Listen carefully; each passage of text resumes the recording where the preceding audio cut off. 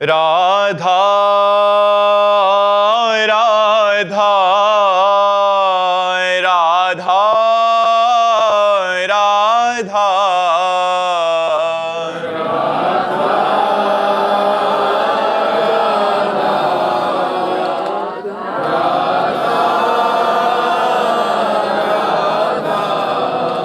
हाय राधा राधा राधा राधा राधा राधा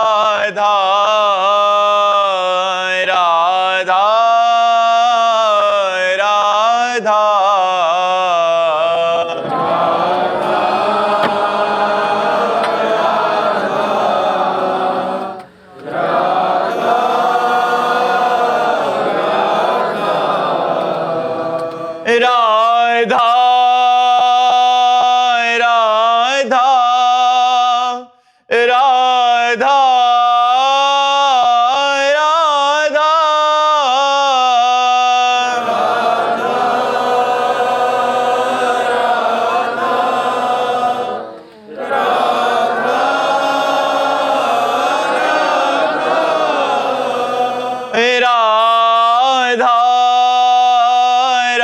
राधा राधा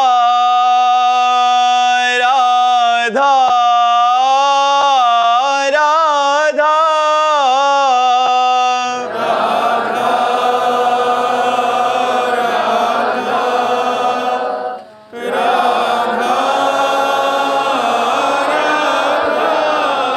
हाय राधा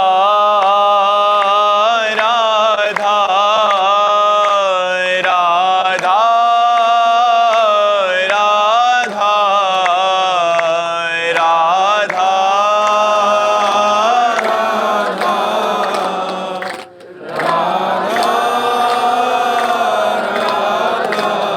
हाय राधा राधा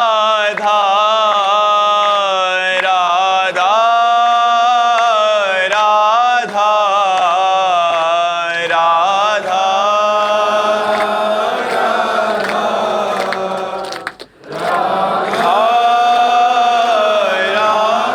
श्री राधा वल्लभ लाल की, समस्त संत हरि भक्तन की, श्री वृंदावन धाम की, सद्गुरुदेव भगवान की। उन्नति पवार जी नागपुर से। राधे राधे महाराज जी। महाराज जी, आपको नाम जप पर इतना अटूट विश्वास कब और कैसे हुआ कि आपको ये स्पष्ट हो गया कि हर समस्या का उत्तर नाम जप है? हाँ, भगवान की कृपा से हमें, जब हम 13 वर्ष के थे तो हमारे पिताश्री जब हमको खोज पाए, परिवार के लोग, पहले हमारे बड़े भाई आए। तो पिताजी बहुत सख्त स्वभाव के से थे।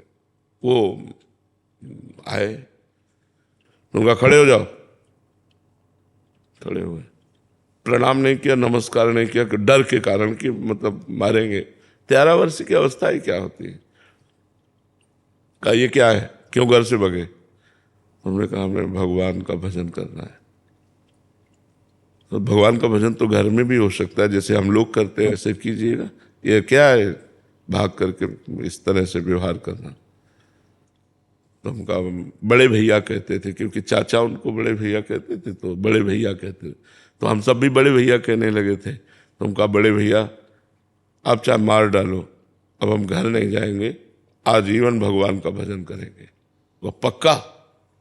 एकदम चेहरा बदल गया उनका, रोष की जगह एक प्रसन्नता उनके मुख में दिखाई। बोले पक्का? हमका हाथ उठाया, हमका पक्का। तो ऐसे गले से लगाया, राम राम राम ऐसे कहते रहे, मतलब एकदम भावपूर्ण हो गए।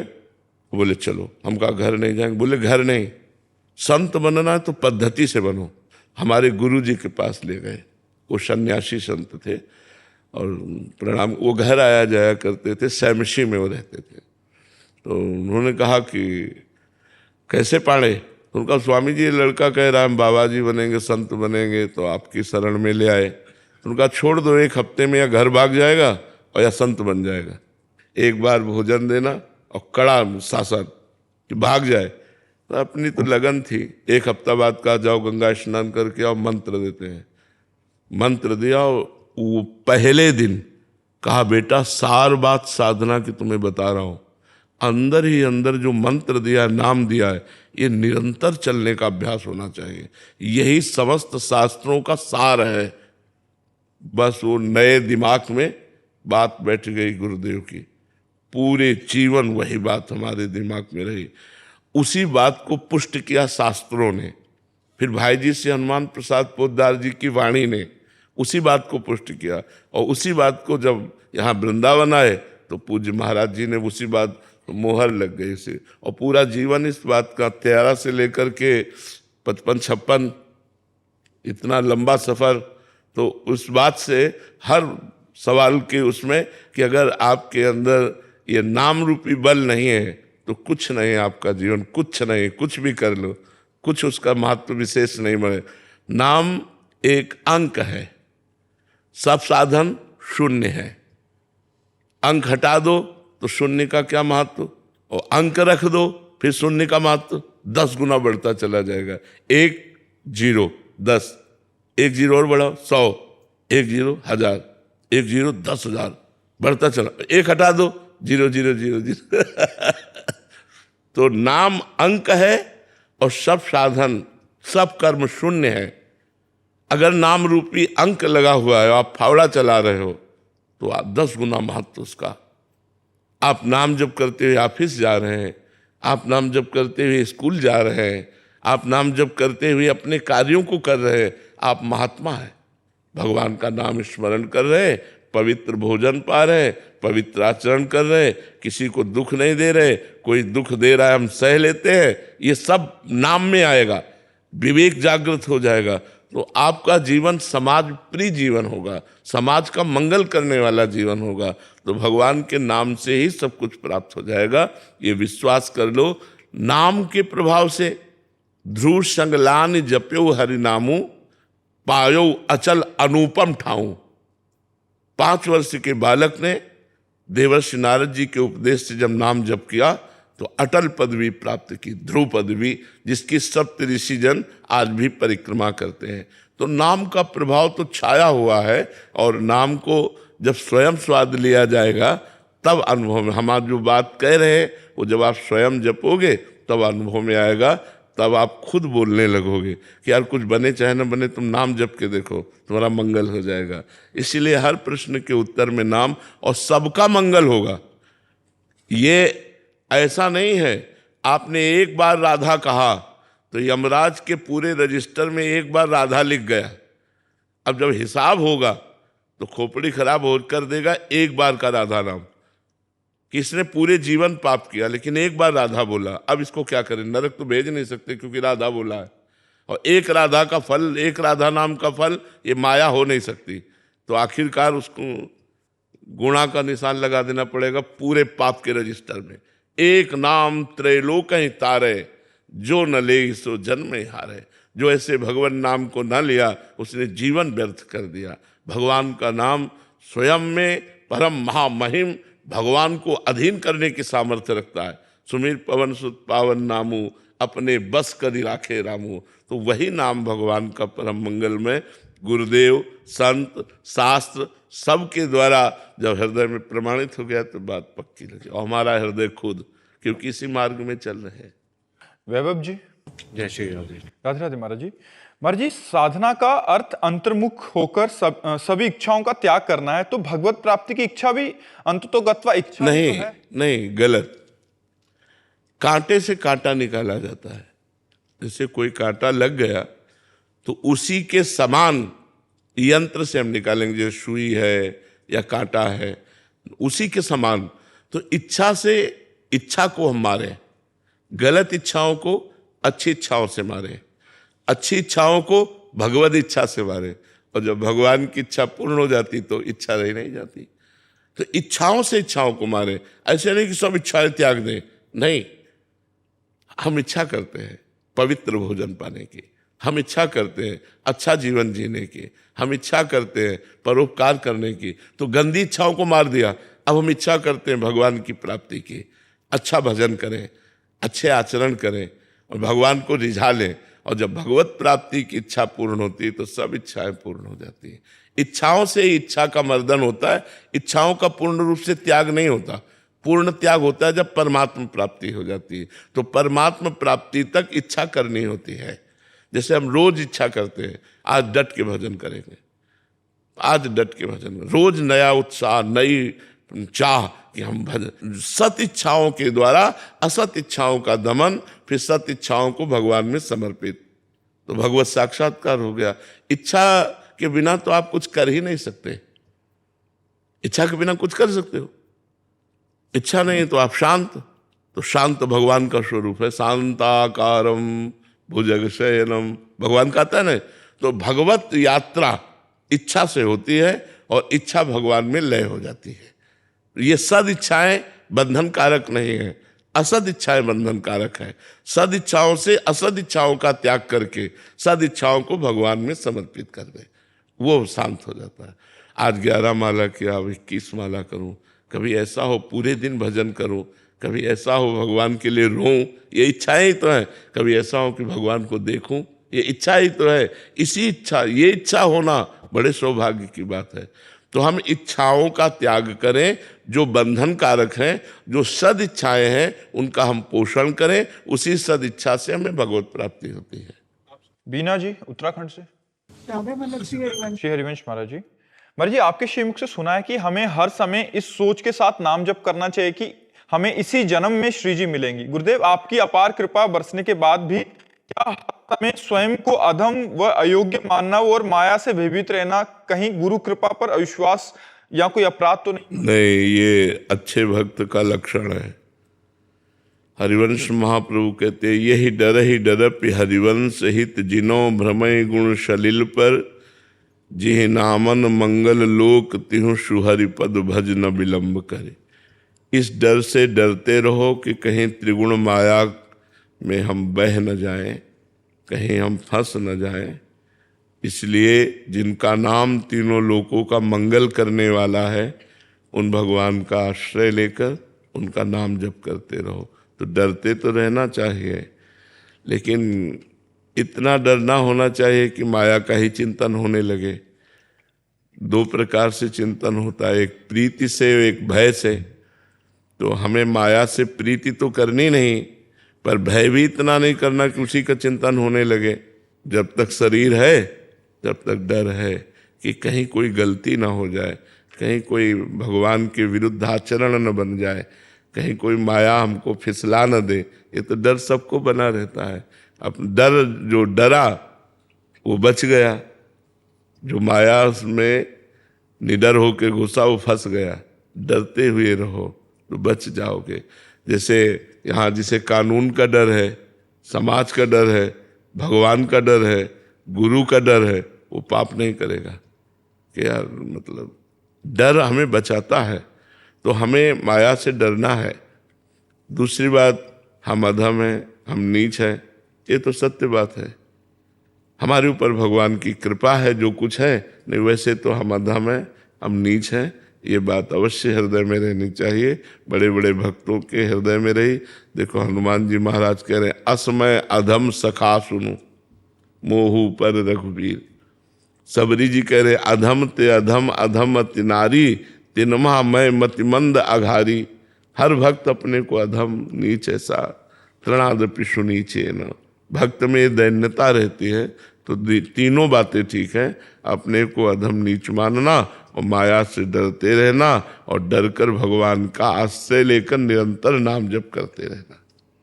रमेश जी हल्द्वानी से। राधे राधे। राधे राधे महाराज जी। गुरुदेव, हम जैसे अधम जनों के लिए ये निर्णय व विवेक आपकी कृपा व संकेत के बिना संभव नहीं है कि एक गृहस्थ ये विवेक कैसे धारण करे कि पारिवारिक व सामाजिक दायित्वों में से कौन से धर्म रूप से अनिवार्य हैं और किन कर्तव्यों को साधना में बाधक जानकर त्याग देना चाहिए। हाँ, सबसे पहली बात है, साधना में बाधक परिवार का पोषण या समाज की सेवा नहीं है। साधना में बाधक पाप आचरण है। जैसे आप गृहस्थ हैं, आपके अंदर काम वेदना है, तो आपकी पत्नी है, लेकिन वही काम वेदना किसी पर नारी के लिए ये बाधक हो गई, ये आपके लिए पाप नाशक हो गया। आप गृहस्थ हैं, आपको धन कमाना है, धर्म युक्त अपने कर्तव्य का पालन, किसान है, व्यापारी हैं, जो भी हैं, आप अपने धर्म का पालन करते हैं। सबको पता है ये बेईमानी है और ये धर्म है, सबको पता है कि अब मैं बेईमानी कर रहा हूँ, अब मैं धर्म कर रहा हूँ। तो धन कमाना है, हमें धन चाहिए, गृहस्थ है, लेकिन धर्म युक्त आचरण से, पापाचरण से नहीं। तो साधना में पापाचरण, अधर्म का त्याग किया गया है, ना कि धर्म युक्त आचरणों का। अगर धन नहीं होगा तो हम अपने परिवार का पोषण नहीं कर पाएंगे, परिवार का पोषण नहीं कर पाएंगे तो भक्ति कैसे होगी? भाई भजन के लिए भी तो हमारा कर्तव्य कर्म पूरा होना आवश्यक है।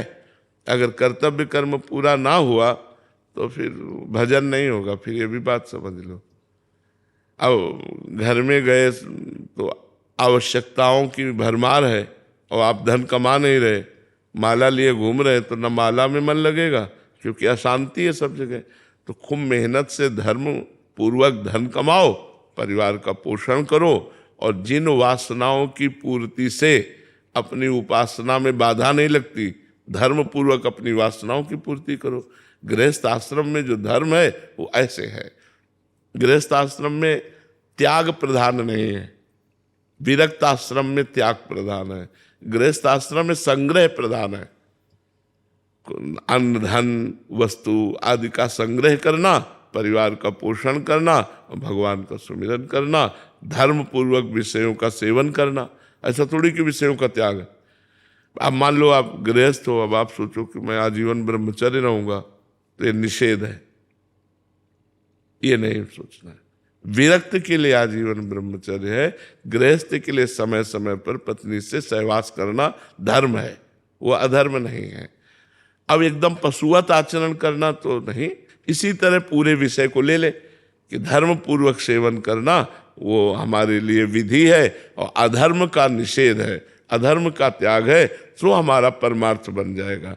अब सामाजिक और पारिवारिक, तो प्रधानता पारिवारिक की देनी है, द्वितीय में समाज है। मान लो ये बीमार है और एक घर का व्यक्ति बीमार है, तो इनकी बीमारी के लिए अगर हमारी श्रद्धा है, हमारे पास 100 रुपया है तो हम दे देते हैं, लेकिन हमें ये देखना है कि जेब में 400 रुपया और होना चाहिए 100 देने के बाद, क्योंकि हमारे घर में भी बीमार है और भी व्यवस्था है। तो अपने परिवार की सुख सुविधा देखते हुए हम परमार्थ करें, दान पुण्य परोपकार अपने परिवार को दे। देहाती भाषा में कहते हैं उतना पैर पसारिए जितनी लंबी चादर हो। तो हमारे को पता है कि हमारी जेब में 500 रुपये हैं, 100 से इनका काम चल जाएगा और 400 से हमारे परिवार का पोषण और बीमारी का काम चल जाएगा, तो हम 100 दे सकते हैं। लेकिन और हम 100 नहीं निकाल पाएंगे क्योंकि हमारा परिवार भी है। तो हमें परिवार की प्राथमिकता रखते हुए परोपकार करना है। हाँ, कहीं ऐसी बात आ गई कि कोई भूखा है, तो आज हम भूखे रह सकते हैं, परिवार नहीं, आज हम भूखे रह सकते हैं, अपने हिस्से का भोजन आपको दे देंगे, आज हम उपवास कर लेंगे, हमारा परिवार पावे आप पाओ, हम उपवास कर लेते हैं। ऐसे विचार पूर्वक चला जाता है। संपूर्ण परिवार के सुख का समाज में समर्पण करना ये अधिकार नहीं, क्योंकि पत्नी है, पुत्र है, उनकी पढ़ाई लिखाई, उनके कार्य, ये चीजें ध्यान रखनी कि प्रधान कर्तव्य परिवार का पोषण और द्वितीय कर्तव्य परोपकार, द्वितीय कर्तव्य परोपकार। तो अपने परिवार का पोषण करते हुए परोपकार करना नहीं, ऐसे परोपकार में जिसमें पूरा परिवार छिन्न भिन्न हो जाए, परेशान हो जाए, ऐसा नहीं कहा गया।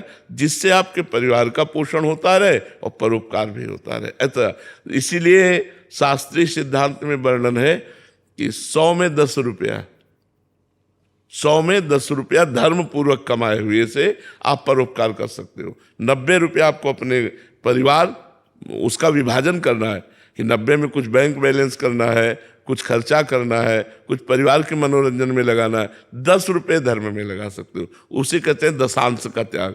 अपने धर्म से कमाए हुए 100 रुपये में से 10 रुपये आप धर्म में लगा सकते हो और 90 रुपये से अपने परिवार का पोषण कर सकते हो। महाराज जी, जैसे आपने ब्रह्मचर्य पे बताया कि ब्रह्मचर्य गृहस्थी में रहना चाहिए कि नहीं, जैसे अगर बच्चे हो गए हैं तो उसके बाद दोनों की राजी होनी चाहिए, दोनों की सहमति होनी चाहिए कि पत्नी भी सहमति दे दे कि हम आजीवन ब्रह्मचर्य रहेंगे और आप भी आजीवन ब्रह्मचर्य रहिए, तो फिर ब्रह्मचर्य रह सकते हैं। यदि पत्नी राजी नहीं है तो आपका राजीपना होना ठीक नहीं है, क्योंकि वो बेविचार करेगा तो आप भी पतित हो जाएंगे। आपकी अर्धांगिनी, उसका सहयोग देना आपका कर्तव्य बनता है। यदि वो कामना से पीड़ित हो रही तो हमें उसकी कामना का उपाय करना चाहिए। वहाँ हम फिर ब्रह्मचर्य का गीत न गावें, क्योंकि गृहस्थ धर्म है ना। अब मान लो आप न कामना न पूर्ति करे, फिर वो इधर उधर धर्म विरुद्ध आचरण करे, तो हमारा दाहिना हाथ धर्म में चले, बायां हाथ अधर्म में चले तो क्या है। अर्धांगिनी है, हमारे आधे शरीर का अधिकार उसको है, अर्धांगिनी कहा गया है स्त्री को। तो ये देख के दोनों की सहमति से फिर हम आजीवन ब्रह्मचर्य रह सकते हैं। दुर्गेश ओझा जी। राधे राधे महाराज जी। राधे राधे महाराज जी। महाराज जी, यदि कोई मनुष्य ग्रस्त जीवन में रहते हुए अपने सभी कर्तव्यों का श्रद्धा से पालन करता है, हर रिश्ते में भगवान की भावना रखता है, नियमित रूप से नाम जप, पूजा पाठ और व्रत नियम भी रखता है, लेकिन प्रारब्धवश उसे कोई असाध्य रोग हो जाए, उस रोग के कारण यदि उसकी चेतना न रहे और वह प्रभु का स्मरण भी न कर पाए, ना ही धर्म कर्म कर पाए, तो प्रभु देह त्याग के बाद ऐसे आत्मा की गति का क्या? उस समय यदि उसने जीवन भर धर्म का पालन किया है और भगवान के स्मरण का प्रयास किया है, तो पहली बात है कि जिस समय वो मूर्छित होगा, बेहोश होगा, इस अवस्था में होगा, कौमा में होगा कि वो चिंतन नहीं कर सकता, उस समय भगवान उसके हृदय में स्फुरित करते हैं नाम, क्योंकि उसने जीवन भर भगवान का आश्रय लिया है, तो उसका कल्याण हो जाता है। अगर किसी कारणवश ऐसी साधना नहीं रही और साधना करता रहा, लेकिन इस कोटि की साधना नहीं कि भगवान स्फुरण करावें, तो अगला जन्म उसका मनुष्य शरीर का ही होगा और श्रीवान धनवान कुलवानों के यहाँ होगा, कोई अभाव नहीं होगा और भक्ति का भाव होगा। धनी पुरुष होगा और भक्ति का भाव होगा, जिससे जो भजन में अपूर्णता रह गई थी वो इस जन्म में पूर्ण करके भगवत प्राप्त हो जाएगा। उसको किसी तरह के अभाव की समस्या नहीं रहेगी, क्योंकि उसने पूर्व में साधना की है। तो इस जन्म में आकर के हर सुविधा और भजन में रुचि हो जाएगी, तो वो भजन की रुचि उसे ऊपर उठा देगी। भगवत माया का जो आकर्षण है, भोग है, उससे ऊपर उठा देगी और वो भजन में तन्मयता पूर्वक लगकर भगवान को प्राप्त हो जाएगा। उसकी ऐसा नहीं कि स्मृति लोप हो गई तो अब उसकी दुर्गति हो जाएगी, ऐसे नहीं होगी, वो उत्तम गति को प्राप्त होगा। भगवान का भजन कोई व्यर्थ थोड़ी जाता है, उत्तम गति को प्राप्त होगा। प्रभु, मैं आपकी कृपा से नाम जप भी करता हूँ, लेकिन फिर भी प्रभु मुझे जलन रहती है, और मैं देखता हूँ जो नाम जप नहीं कर रहे प्रभु वो प्रसन्न है, प्रभु वो खुशी है। देखो जो विषय भोगों में राजी हैं उनकी दुर्गति पक्की है।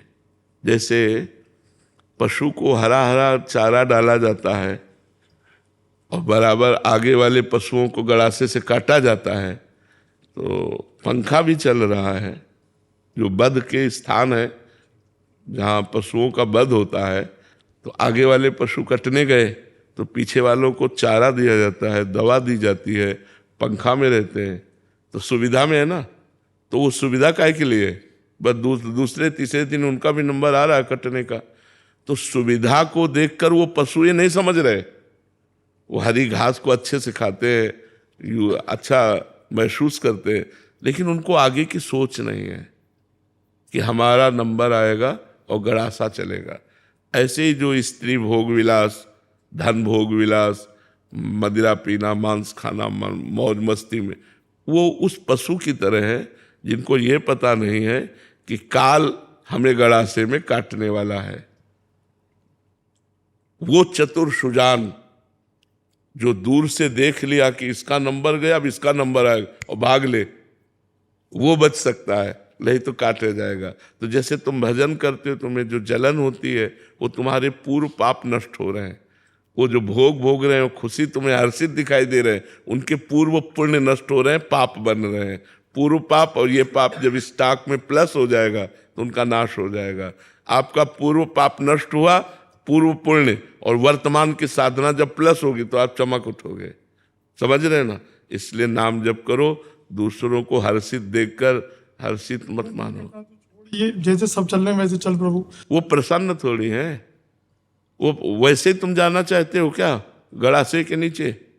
वो प्रसन्न थोड़ी है, तुम्हारी उत्तम गति होगी, वो अधोगति को प्राप्त हो रहे हैं।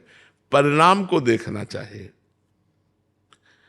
परिणाम को अगर देखोगे तो सुखी रहोगे। अगला कदम रखने के पहले अगले कदम को देखो कि हमारा कदम कहाँ पड़ रहा है।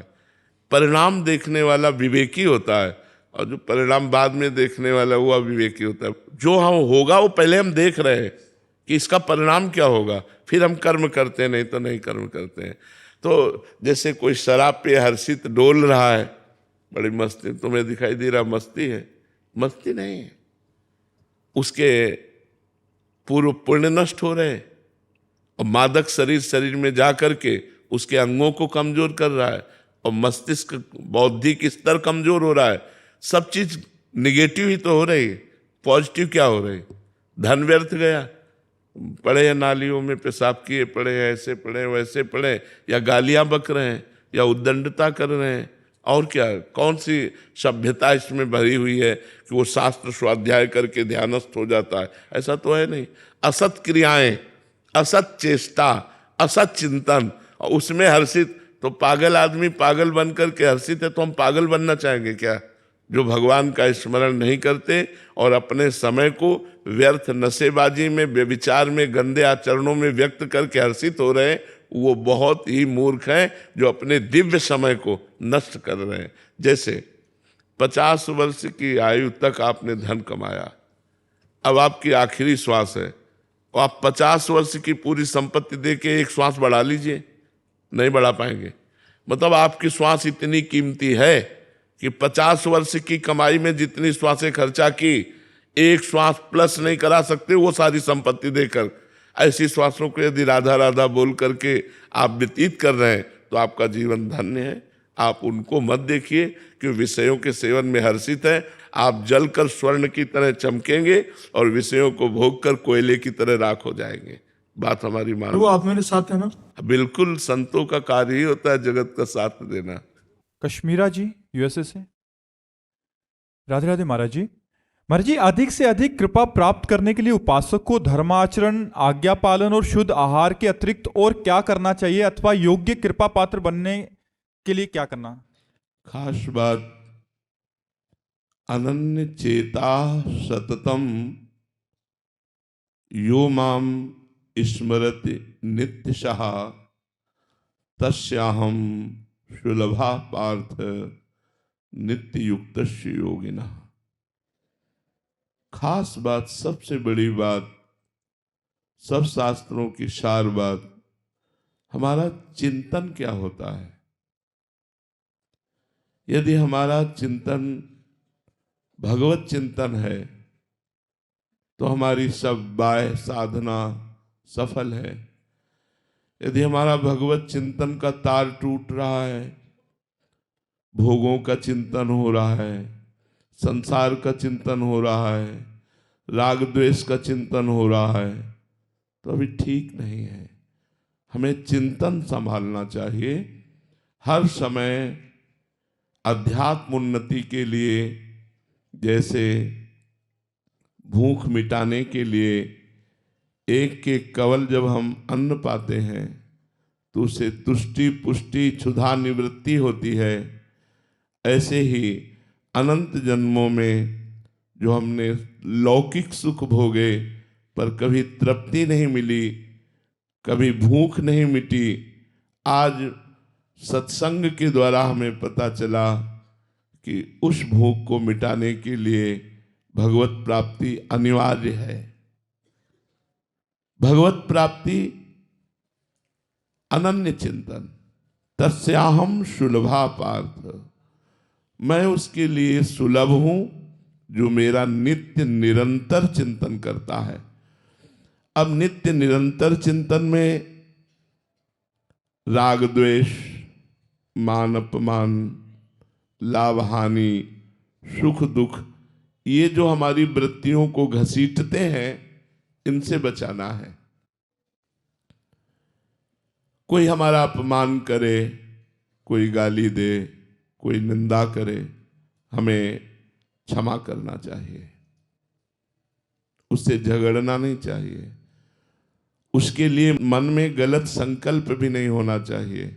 यदि आध्यात्मिक उन्नति चाहते हैं तो जो आपका अपमान करे, जो आपकी निंदा करे, जो आपको दुख पहुंचाए, भगवान से प्रार्थना करे कि उसकी बुद्धि शुद्ध हो और वो भी सतमार्ग में चले, असत आचरणों का त्याग करे। ना कि हम ऐसी प्रार्थना करें कि इसको दंड मिले, नहीं, क्षमा। एक भी मिनट हमारा व्यर्थ नहीं जाना चाहिए। अव्यर्थ कालत्वम। जिन भोगों में संसारिक जीव अपना विश्राम मान रहे, उन भोगों से हमारी अरुचि होनी चाहिए, विरक्ति। कोई हमें बहुत सम्मान दे, हमें अच्छा नहीं लगना चाहिए। अगर सम्मान अच्छा लगता है तो अपमान बुरा लगेगा, फिर आप द्वंद्वों के अंतर्गत रहेंगे, आप द्वंद्वातीत नहीं हो पाएंगे। इसलिए सम्मान को अप्रिय भावना से देखें। सम्मानम कलयाति घोर गरलम, घोर विष के समान देखे। आशा ये दृढ़ हो जाए, इसी जन्म में मुझे भगवान की प्राप्ति होगी।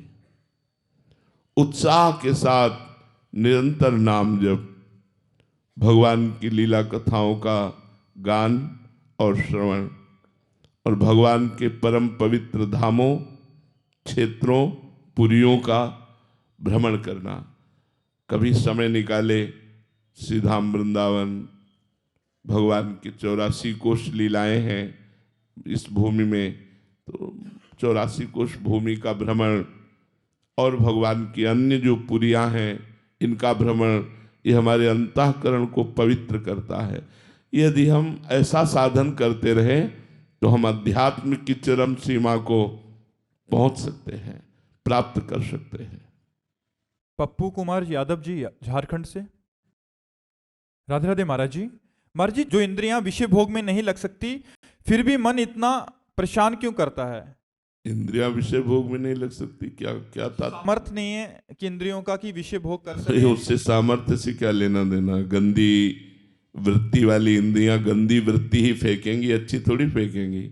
मान लो वृद्ध हो गया है तो शरीर तो वृद्ध हो गया है, लेकिन मन थोड़ी वृद्ध हो गया है, इंद्रियां थोड़ी वृद्ध हो गई हैं। इंद्रिय चिन्ह वृद्ध हो गए हैं। नेत्र गोलक है लेकिन नेत्रेंद्रिय है अंदर। गोलक खराब हो गए लेकिन नेत्रेंद्रिय थोड़ी खराब हुई। ऐसे ही आपकी इंद्रियों में सामर्थ्य नहीं, लेकिन इंद्रियां थोड़ी असमर्थ हो गई। तभी तो कहा जाता है कि जितेंद्रिय बनो। अगर आप भोगने लायक हैं और आपने अधर्मयुक्त भोग नहीं भोगा तो आप इंद्रियों पर विजय प्राप्त कर लेंगे और इंद्रियां पवित्र स्फुरणा करेंगी, गंदी स्फुरणाएं बंद हो जाएंगी। आपने इंद्रियों पर विजय प्राप्त नहीं की, इसलिए इंद्रियां भोगने योग्य ना होने पर भी वही गंदी वृत्तियां फेंकती हैं। इसीलिए एक एक वृत्ति को सुधारो, भगवान के चरणारविंद में अर्पित करो। मुरारी पादार्पित चित्त वृत्ति, चित्त की एक एक वृत्ति भगवान के चरणों में स्वस्थ अवस्था में लगाओ, तो फिर इंद्रियां पवित्र हो जाएंगी, मन पवित्र हो जाएगा। ये सब भगवत चिंतन के प्रभाव से होगा। इसलिए खूब नाम जप करो। बिना जितेंद्रिय हुए ये इंद्रियों की जो गंदी वृत्तियां हैं खत्म नहीं होती, वो चलती रहती है। जितेंद्रिय होना पड़ेगा। भोग समीप होने पर भी भोगने की इच्छा ना होना। ये तभी होगा जब खूब भजन करोगे। भजन के बिना नहीं होगा। भजन करोगे तभी होगा। ये बातों से नहीं होगा, पढ़ लेने से नहीं होगा, सुन लेने से नहीं होगा, सुना देने से नहीं होगा। ये भजन करने से होगा। खूब नाम जप करो, पवित्र आचरण करो, परोपकार की भावना रखो, तो इंद्रियां और मन पवित्र होने लगेगा। यश जी, फरीदाबाद से। राधे राधे महाराज जी। महाराज जी, विषयों को काटने की क्षमता कैसे बढ़ाएं? विवेक के द्वारा। विषयों के काटने की क्षमता विवेक में है। होए विवेक मोह भ्रम भागा, तब रघुनाथ चरण अनुरागा। मोह अज्ञान, ये जब तक अज्ञान रहता है तब तक भोगों की लिप्सा, भोगों की चाहत, भोगने की इच्छा ये बनी रहती है। भोगों की लिप्सा विवेक के द्वारा नष्ट की जाती है। विवेक सत्संग से होता है, सत्संग भगवान की कृपा से मिलता है। आप लोगों को सत्संग मिला है, आप विवेक के द्वारा पहले गंदे भोगों को, अधर्म के द्वारा भोगने वाले भोगों को, निषेध भोगों को त्याग कीजिए विधि भोगों के द्वारा। विधि भोगों के द्वारा जैसे आपको ये खाना चाहिए, आपको ये पीना चाहिए, आपको ये नहीं खाना चाहिए, आपको ये नहीं पीना चाहिए। गृहस्थ धर्म में अपनी पत्नी से ही भाव रखना चाहिए, अन्य माताओं बहनों की तरफ गंदा भाव नहीं रखना चाहिए। धर्म पूर्वक विषयों के द्वारा अधार्मिक विषयों पर विजय प्राप्त करे, फिर भगवदानंद के द्वारा धार्मिक विषयों पर भी विजय प्राप्त करके निर्विषय हो जाए। पर पहले धर्मयुक्त विषयों का सेवन करें, क्योंकि इंद्रियों को धर्मयुक्त विषयों के सेवन से पवित्रता प्राप्त होती है और अधर्मयुक्त विषयों के सेवन से अपवित्रता प्राप्त होती है। अपवित्र इंद्रियां, मन ये अधर्म आचरण में बहुत हर्षित होकर जाते हैं, लेकिन धर्म आचरण में चलने में हृदय जलता है। यही बात हम आपको समझाना चाहते हैं कि जो असत भोगों में हर्षित हो रहे हैं वो काल के द्वारा कसाईवाड़े में बंद किए हुए पशुओं की वाली दशा है। जैसे कसाईवाड़े में बंद पशु हैं, हरा चारा दिया जा रहा है, पंखा चल रहा है, वो बड़ी मस्ती से खा रहे हैं, ये नहीं पता कि अगला नंबर उनका गड़ासे का है। काल रूपी कसाई, मृत्युलोक रूपी कसाईवाड़े में तुम्हें कैद कर लिया है। स्त्री भोग, नाना प्रकार के भोग रूपी चारा डाला गया है, लेकिन मृत्यु रूपी हथियार वो तैयार करके तुम्हारे ऊपर वार करने वाला है। तुम्हारी ऐसी परम पवित्र महामहिम जो दुर्लभ देह कही गई, उस देह को नष्ट कर देगा। आपके पास हाथ क्या लगा? यदि भजन नहीं किया, साधना नहीं की, तो ये भोग थोड़ी हाथ लगेंगे। फिर सुअर कुत्ता बनकर साधना थोड़ी करोगे। साधना तो मनुष्य शरीर से होती है। तो मनुष्य शरीर में प्रफुल्लित होकर भोगों में रमण करना, भगवान का विस्मरण करके मनमानी आचरण करना बहुत बड़ी भूल है, बहुत बड़ी भूल है। इस भूल को कभी नहीं मिटा पाओगे, इसलिए भूलो मत।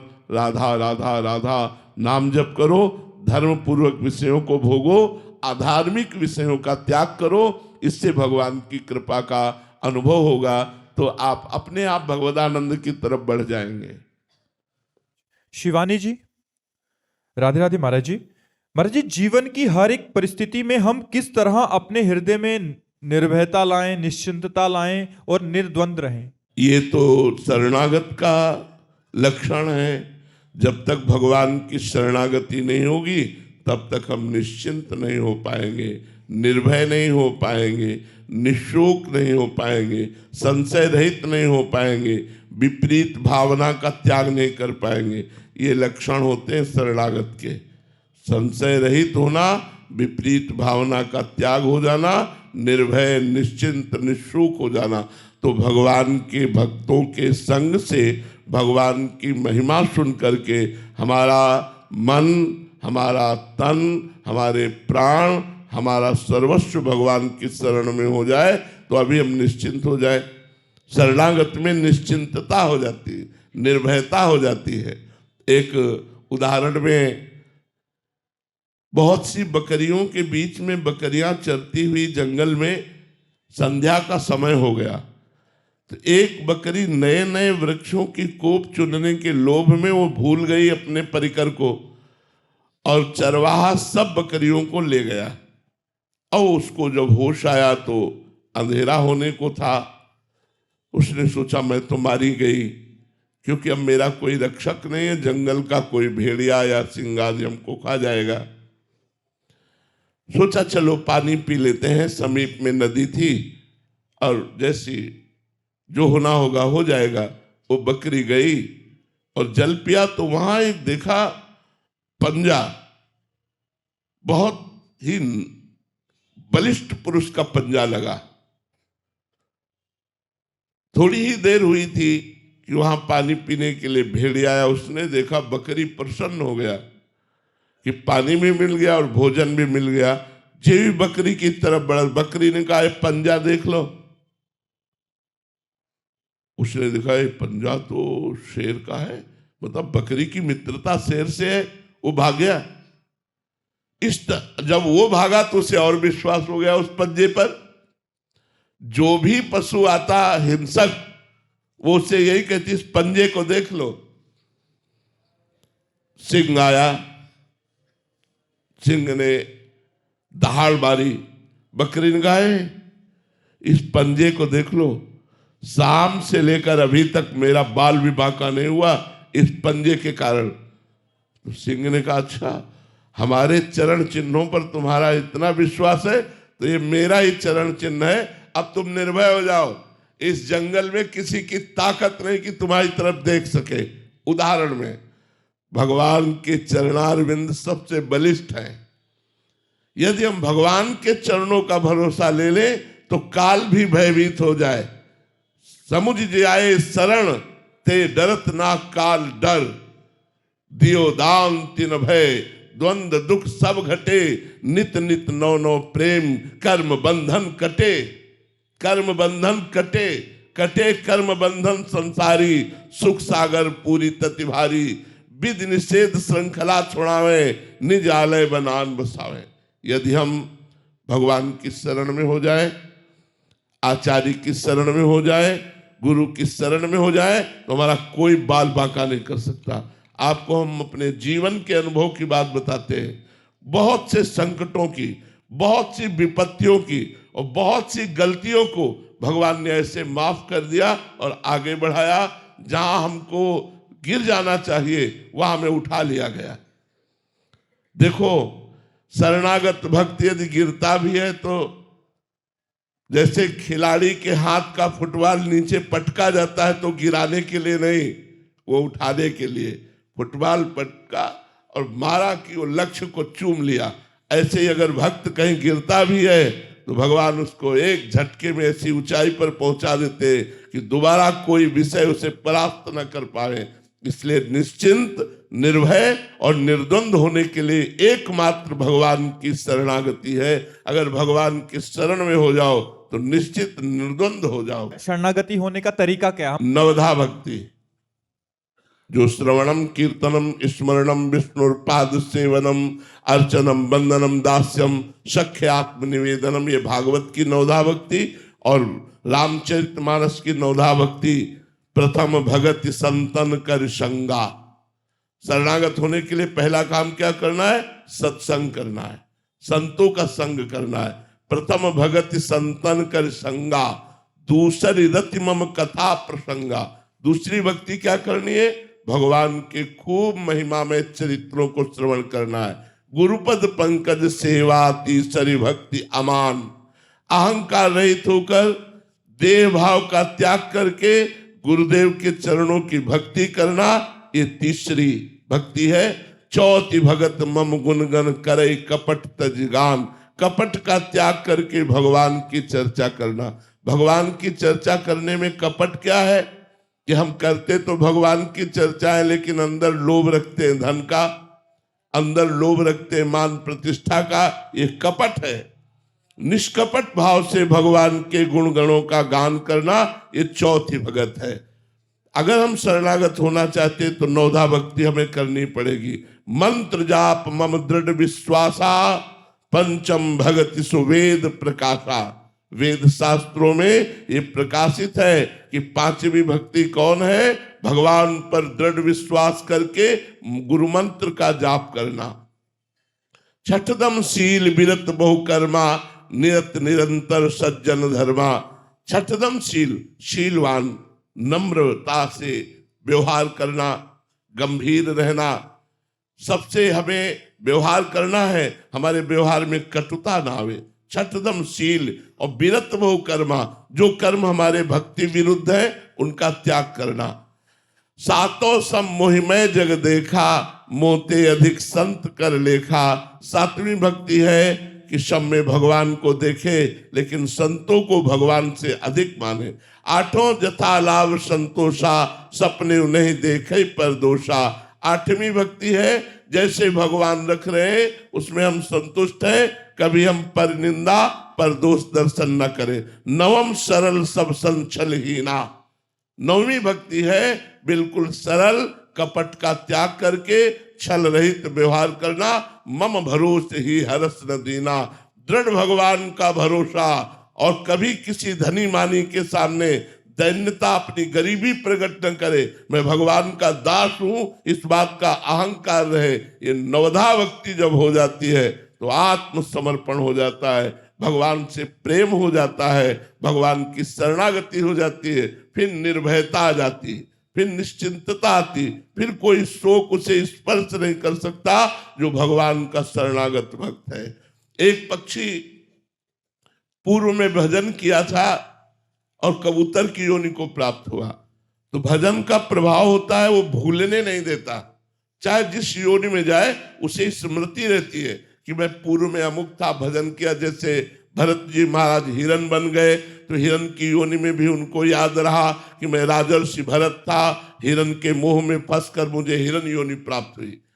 तो कबूतर वो आराम से बैठे भगवत चिंतन में डूबा हुआ था। इतने में देखा नीचे दृष्टि गई तो व्याध बिल्कुल निशाने पे कबूतर को लिए हुए था। कबूतर ने देखा ये तो मुझे मारना चाहता है, ऊपर उड़ने की चेष्टा की तो बाज मंडरा रहा था। बाज अपने पंजे की झपेट में जिस पक्षी को ले ले तो फिर वो बच नहीं सकता, भगवान ही बचावे तो बच सकता है, नहीं बाज के पंजे में बड़ी ताकत होती है। ऊपर देखा बाज, नीचे देखा शिकारी, विचार किया अब तो मारा गया। फिर मन में आया कि भगवान ही मुझे बचा सकते हैं, दूसरे की सामर्थ्य नहीं। तत्काल एकाग्र हो गया और भगवान का चिंतन किया, हे करुणा निधान भगवान मेरी रक्षा कीजिए। जो ही उसने चिंतन किया तो समीप के जंगल के एक बिल से काला सांप निकला और सांप ने शिकारी को डसा। जो ही डसा तो ऐसे हुआ और उसका तीर छूट गया, तीर छूटा ऊपर बाज के लगा, बाज भी मरा, शिकारी भी मरा, कबूतर निश्चित हो गया। जो भगवान की शरण में है, भगवान का आश्रय लेता है, वही द्वंद्वों से मुक्त हो जाता है, वही आनंद को प्राप्त होता है। इसलिए सब लोग भगवान का आश्रय लीजिए और खूब राधा राधा नाम रटिए। भगवान के नाम में अपार सामर्थ्य है, वही आपके दुख को, विपत्ति को, संकट को, चिंता को, शोक को, विषाद को, निगेटिव विचारों को नष्ट कर देगा। जितना अधिक नाम जप करोगे उतने सुखी हो जाओगे। श्री राधा वल्लभ लाल की जय। सुमित जी हरियाणा से। श्री हरिवंश। राधे राधे महाराज जी। महाराज जी, जब से आप हमारे जीवन में आए हो, राधा नाम का इतना प्रभाव है कि मन में अपार आनंद रहने लगा है। महाराज जी, भक्ति मार्ग पर चलते पवित्रता का अर्थ समझना चाहता हूं कि पवित्रता का अर्थ ब्रह्मचर्य का पालन करना है क्या? नहीं, पवित्रता का अर्थ है शरीर पवित्र करना, वाणी पवित्र करना और मन पवित्र करना। शरीर पवित्र, जैसे आप शौचालय गए तो उतने ही वस्त्र पहन करके जाइए जितने धो सकते हो, नहीं तो आजकल तो बंद व्यवस्था है। आप शौच हुए, स्नान किए, अंगोछे से पोछा और फिर अपने कपड़े धारण कर लिए। अगर आप शौच वाले कपड़े पहने हैं तो आप अपवित्र हैं। पवित्रता का जितना निर्वाह करोगे उतना बढ़िया चिंतन चलता है। लघु शंका गए, आप खड़े खड़े लघु शंका कर रहे हैं, आपके पैरों में छिट्टी पड़ रही, फिर आपने मूत्रेंद्रिय को प्रक्षालन नहीं किया, धोया नहीं, फिर हाथ नहीं धोए, आचमन नहीं किया, आप अपवित्र हैं। कुछ भोजन पाया, आचमन नहीं किया, अच्छे से कुल्ला नहीं किया, आपका मुख अपवित्र है। आपका मन गंदे विचार कर रहा है तो अपवित्र है। पवित्रता का निर्वाह जितना करोगे उतना ही अनुभव होता चला जाएगा। अब जैसे हमें भोजन पवा दिया जाए तो हम पता चल जाएगा कि बनाने वाला क्या सोच रहा था, कैसे बना रहा था। पर हम वस्त्र पवित्र, सब पूरी पवित्रता का निर्वाह तो तुरंत पता चल जाएगा। तो ऐसे हम पवित्र रहें तो हम अपने मन को जान सकते हैं, अपनी बुद्धि को जान सकते हैं, मन बुद्धि को भगवान में लगा सकते हैं। अब हमारा मन कहाँ गया कर, इसलिए पवित्रता का निर्वाह करना अत्यंत आवश्यक है। ब्रह्मचर्य यम नियम में आता है, संयम में। ब्रह्मचर्य और पवित्र करता है। ये तो बाह्य पवित्रता है, ब्रह्मचर्य आंतरिक पवित्रता करता है। यदि हम गृहस्थ में भी हैं तो जितना खींच पावें, महीने 2 महीने 4 महीने ब्रह्मचर्य रहें, जितना अधिक से अधिक। ब्रह्मचर्य एक अमोघ शक्ति है जो आपको हर समय उत्साहित रखेगी, स्मृतिवान रखेगी, शरीर को स्वस्थ रखेगी, मन को स्वस्थ रखेगी, नेगेटिव विचारों को रौंद देगी, पॉजिटिव विचारों को उत्पन्न कर देगी। ये ब्रह्मचर्य में बहुत लाभ है। आज ब्रह्मचर्य का कोई महत्व नहीं रख रहा है। छोटे छोटे बच्चे गंदे आचरण कर रहे हैं। बड़ों की बात क्या है, बड़े तो इसी को सुख ही मान रहे हैं। शराब पीना, मांस खाना, बेविचार करना, यही लक्ष्य ही रह गया है। कोई बिरले ऐसे हैं जो इससे हट करके थोड़ा आत्मानंद, भगवदानंद, सत्संग की तरफ चल रहे हैं, तो कुसंग की तरफ ही जा रहे हैं। शराब पीना, ये करना, वो करना, गंदे आचरण करना। तो हमें लगता है कि अगर हम शरीर पवित्र रखें, मुख पवित्र रखें, वाणी से किसी को गलत न बोलें, मन से गलत विचार न करें, ब्रह्मचर्य रहें, पवित्र भोजन पावें, तो अभी देखो आपको इतने में ही आनंद आने लगेगा। राधा नाम जपिए और इतना कीजिए तो इतने में ही आनंद आने लगेगा। अब आप हमें 10 मिनट छोड़ दें, हम चुपचाप बैठ जाए, बाहरी स्मृति खत्म हो जाएगी। बैठे हैं नहीं, अब अपवित्र रहो, अपवित्र खान विचार, तो भगवान में थोड़ी, भगवान परम पवित्र है।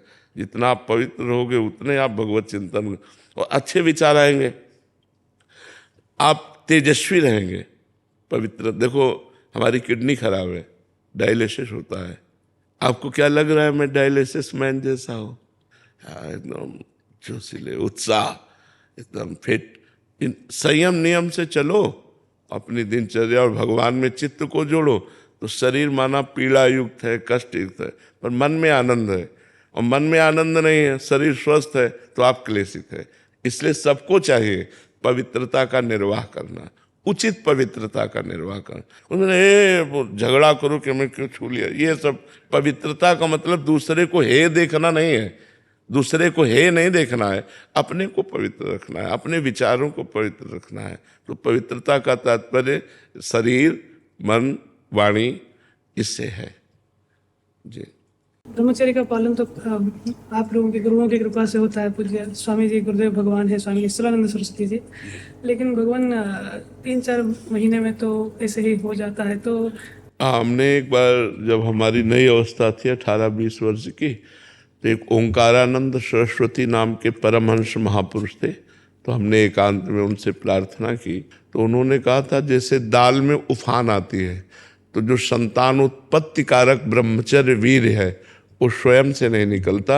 या तो स्त्री सहवास स्वप्न में देखे और फिर निकले तो वो दोष माना जाता है। यदि स्वाभाविक आप जगे और आपको ऐसा दिखाई दिया तो वो दोष नहीं माना जाता, वो आपका ब्रह्मचर्य पुष्ट ही माना जाएगा। तो अगर हमारा चिंतन गलत हो गया और फिर वीर्यपात हुआ तो वो दोष माना जाता है। उस दोष के प्रायश्चित के लिए गंगा आदि पवित्र नदियों में खड़े होकर के स्नान करके उसी में खड़े होकर थोड़ा जप करे तो उससे उसकी दोष निवृत्ति हो जाती है। और खान पान का संयम रखे और थोड़ा व्यायाम भी करे। व्यायाम करते हो सुबह? जो शीर्षासन में उड्डयन बंद लगा के अश्विनी क्रिया, ये सब? हाँ बिल्कुल बिल्कुल करते रहो, बहुत अच्छे हो, बहुत अच्छे हो। और माताओं बहनों से बचते रहना, क्योंकि अभी तो बहुत नई अवस्था है, बहुत बड़ी टांग मारती माया, बहुत बड़ी टांग मारती, इसलिए बहुत संभल करके पूरे जीवन कभी किसी माता बहन का संसर्ग ना होने पावे। बस ये हमारी बात गांठ बांध लेना। स्वयं से गंदे आचरण कुछ होना और किसी माता बहन का संग ना हो तो जीवन पार हो जाओगे। ये बहुत विचित्र माया है, आखिरी लक्ष्य तक मारती है, आखिरी लक्ष्य तक। ज्ञानी नाम चेतांसी देवी भगवती हिसा बलादा कृष्ण मोहाय महामाया प्रचति। बहुत अच्छे हो, धैर्यपूर्वक चलते रहो, उदास रहो, उदासीन रहो,